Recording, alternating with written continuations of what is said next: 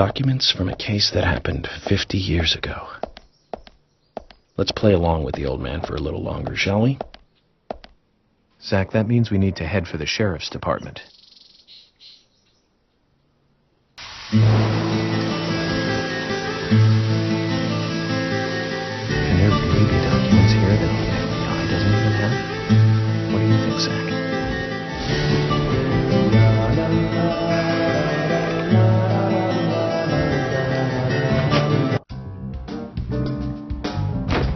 York!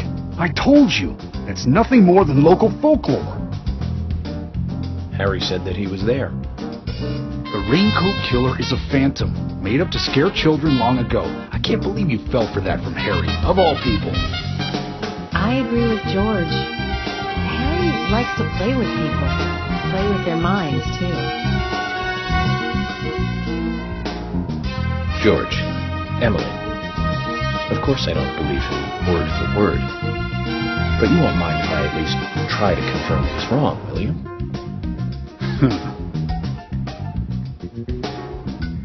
Well then, can you look for the files by yourself? I'm still looking for Thomas. Very well. Emily, open the filing room for him.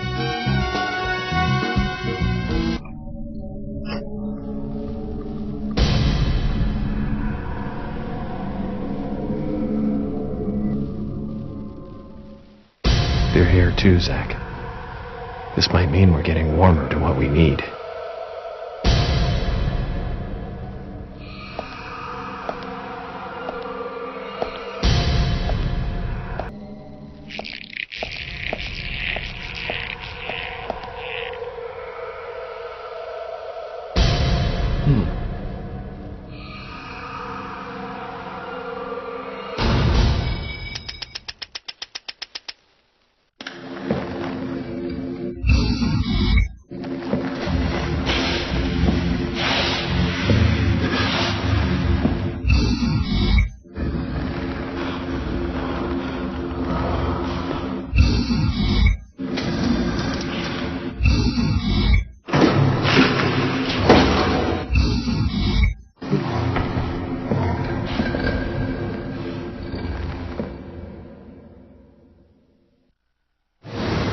Too much noise.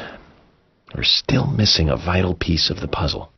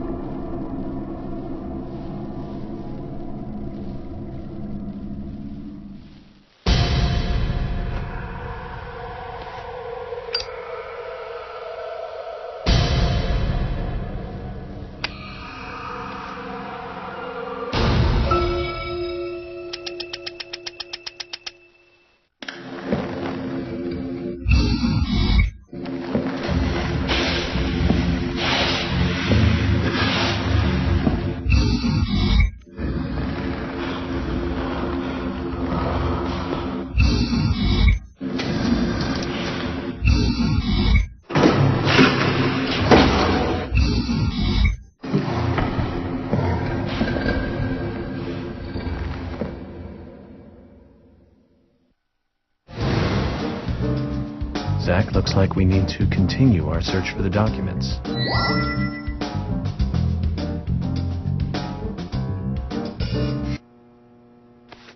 George, I'll get right to the point.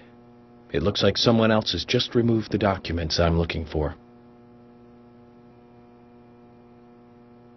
Huh? Removed? The cabinet looks like it had been forced open. That's impossible. No one anyone could break into there. No, Emily. There is one person that can access that room at any time. You don't mean Thomas? Speculate.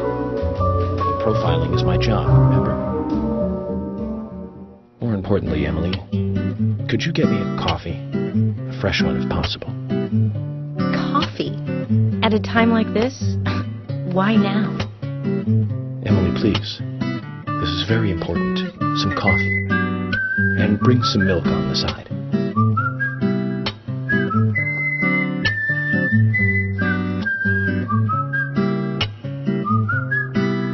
Zach, you know something, don't you? I'm getting us some coffee. So tell me what you know.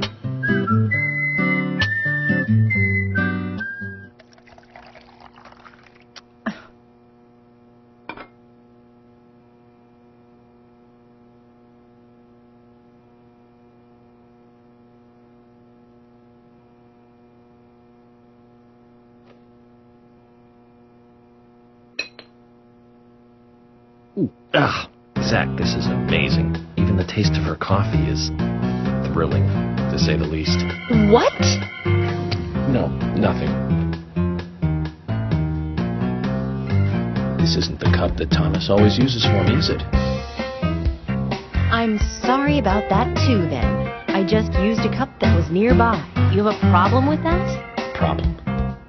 Not at all, my dear Emily. The coffee is perfect. Well, okay, taste aside, this cup certainly is perfect.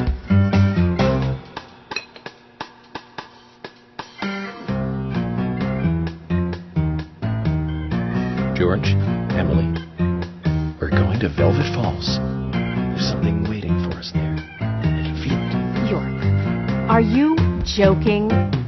You're trusting your cup? No, Emily. Going to a waterfall just might be a good idea. Feng Shui, a waterfall is known to be a source of power. Even if we find nothing there, I'm sure it will give us some power. Thanks for the vote of confidence, George. And don't forget to bring a fishing rod. All right. I'll go get it. Fishing? Are you too serious? George, do you have a net?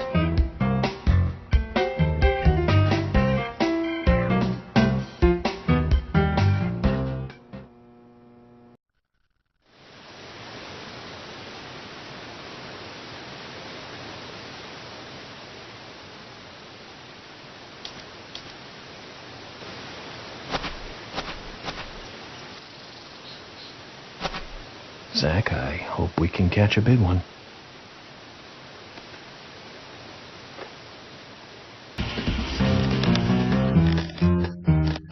Good fishing, Zach. We've caught something to brag about now. In all the history of the FBI, I'm probably the only one who fished out documents thrown into a waterfall. Don't you think so, Zach?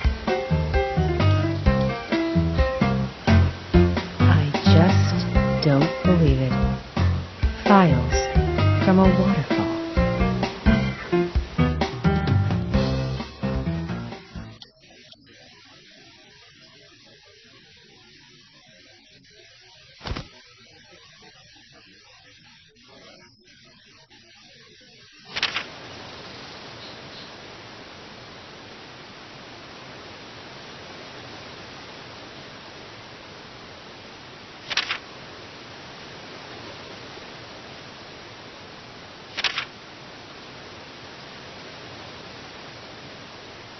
What does that all mean? It's called The Legend of the New Raincoat Killer. George, have you ever seen this handwriting? Yes. It's Thomas's. George, I need to take these documents to Harry. He said he'd tell me everything once I take the docs to him. Those are classified. I can't allow a civilian to view them. Especially that deranged old goat who owns most of the town. I agree with George. Harry is... how can I put it? He might be dangerous. You don't need to worry. You said it yourselves, didn't you? There has never been a mass murder case in this town. That means these documents pertain to a case that never actually happened. Just look at it as though they never actually existed either. Ridiculous. York, I'm sure you've got a plan or something in mind. Okay, you have my approval. George, are you sure? Emily, we need to continue looking for Thomas. Our search may just have become a hunt. Yes, get on it. I'll go see Harry again. Okay.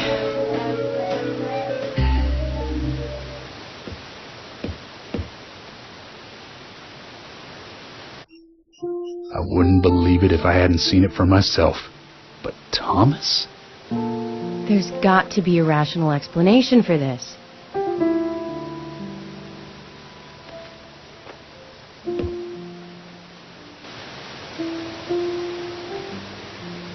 Zach, George has started to change. I think the deaths of Becky and Diane had a deep effect on him. I guess this town truly is without a king now.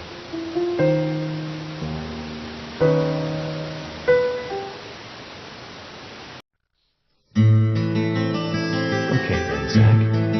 Let's pay Harry another visit and get to the bottom of all this. I have to admit, I do like spending a bit of time investigating alone. I'm getting a bit sick of being told that I'm either too slow or too fast. You agree with me, right, Zach?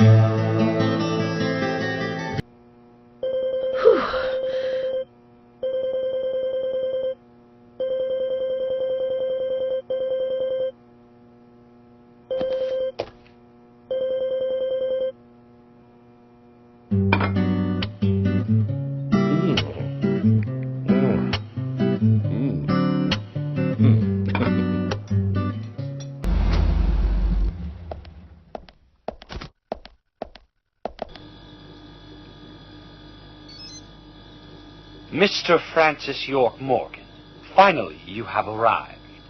You are welcome to come inside.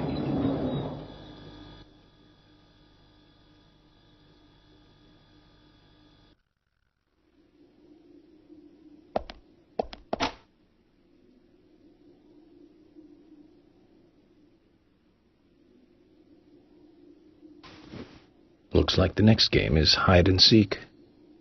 Huh?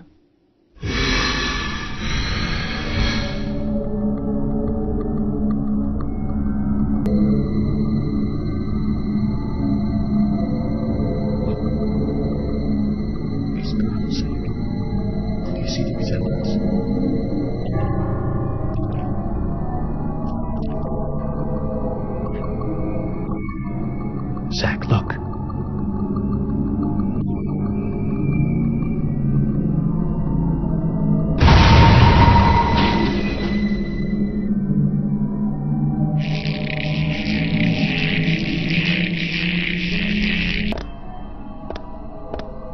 Huh?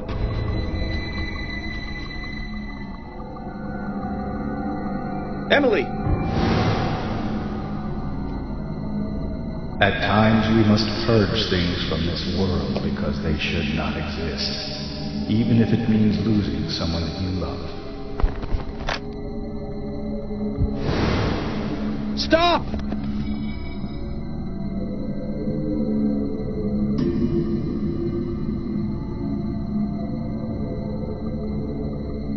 Zach, did you see that? I must be getting tired.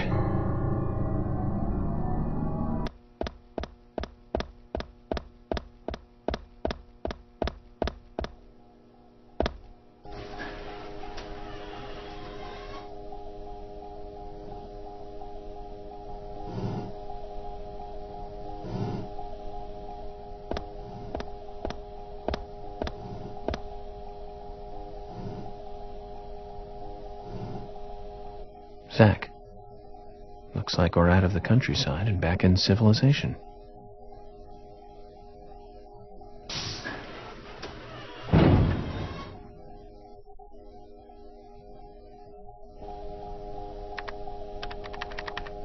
Welcome, York.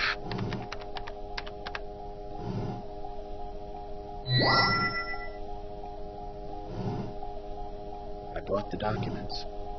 Just what is going on in here? I warned you about haste. Take it slow. You'll lose sight of what's important if you just rush past it. As an agent of the FBI, I'm sure you know. So many people have got it all wrong. They think speed is the key. That being first is the best. They want speed. They're satisfied with what the speed brings. Even if it means that they miss so much on the way, they don't even see that. I see everything that they don't. From here, I see it all. Then, when the time comes, I make use of what I've seen. I can get whatever I want in this way. Anything at all.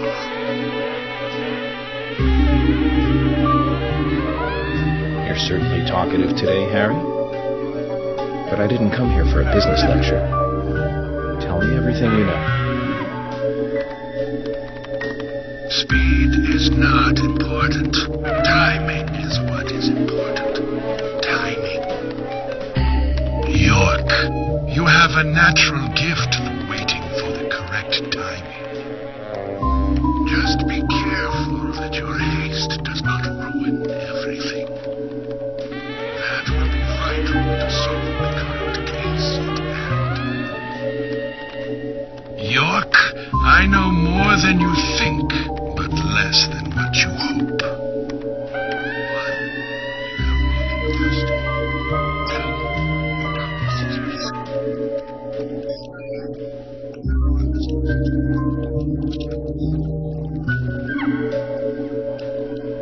I also know that this case revolves around the red seeds. But that's about it. So you've got an inside line on police information. That reminds me. The victims' tongues were cut out, weren't they? But that's only a minor point. Don't let the shocks blind you to what's more important. That's another business tip. Harry, I'm impressed. You gather information really well. You hacked into the FBI network, too. Amazing. But I didn't come here to hear this. Then let us close the business seminar. It's time for a history lesson instead.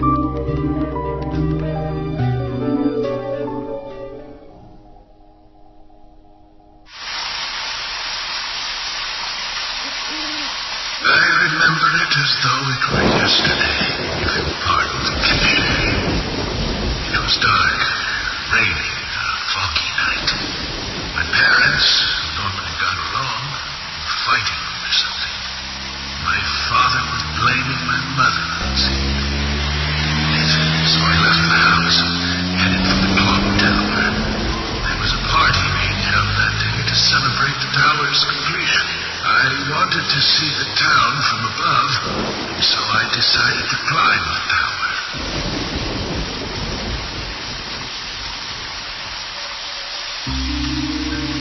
Curious child. I saw it being constructed day after day.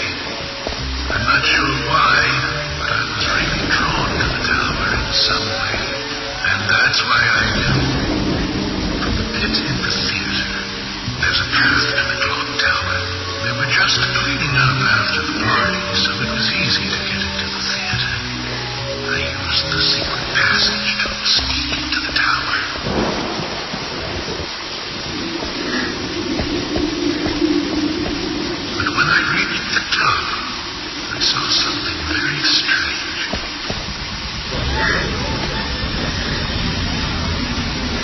There were soldiers there, all wearing gas masks.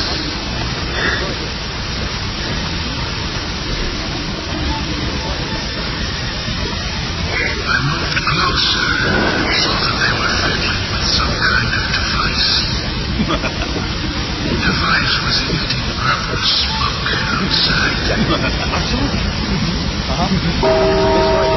then, for the first time, the bell rang throughout the town. I reacted with fear and left the town as fast as I could.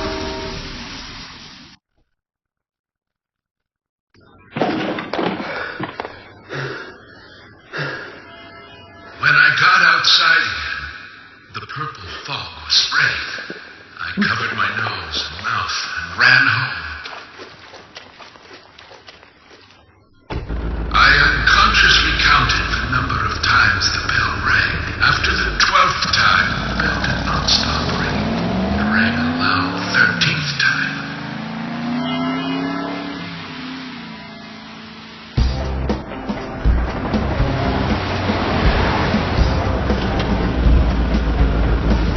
I got back into town to see another, even more disturbing sight.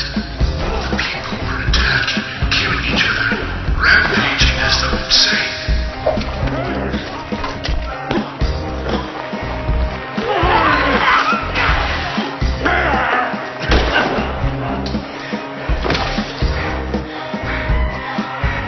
One man, dressed in a red raincoat, was particularly strong. Anyone who attacked him was killed in an instant. I, too, started to feel violent hate boiling up inside me. I tried, but was unable to suppress it. One word resonated through my head. Kill! Kill! Kill! Without thinking, I took a branch and attacked the man in the raincoat. For a moment, I didn't know what was occurring. The face beneath the hood was that of my father, painted with an expression I had never seen before. Hatred and angst. He clearly saw me, but that did not stop him from attacking me.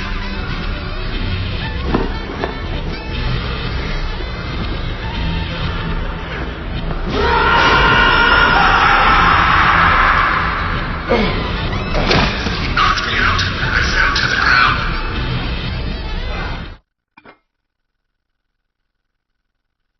The following morning, I awoke surrounded by dead bodies. It wasn't raining anymore, and the purple fog was gone.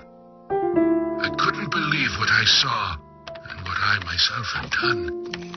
But even worse things were waiting for me when I got home.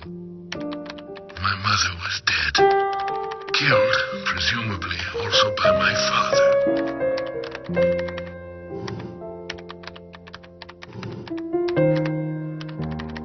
The next day, the town was overrun by military personnel. That's when the gag order was issued.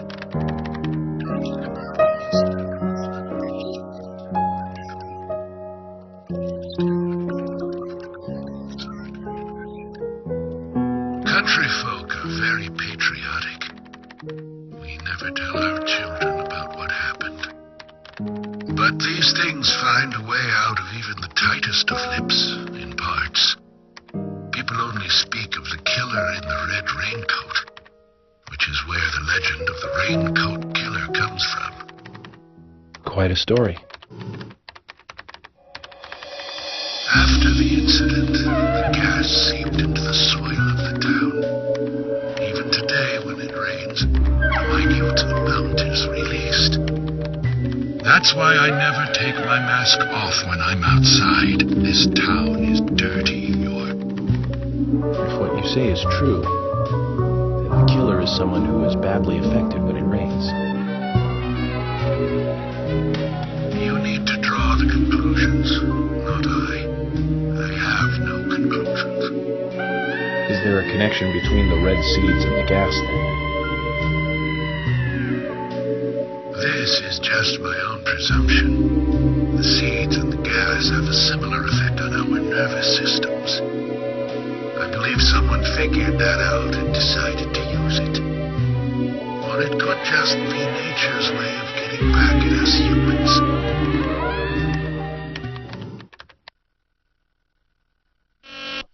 York! Good news! You'll hear from George soon. They have found Thomas.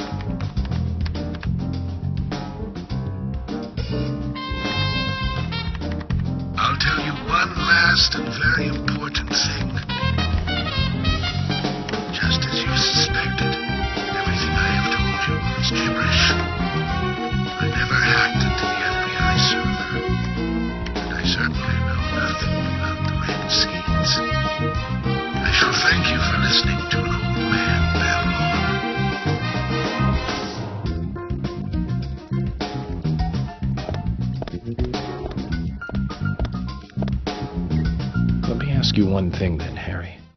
You're a businessman. You must be after something in return for giving me this information. York, at times we must purge things from this world because they should not exist. It still does not justify murder. Remember this. Everything changes in form.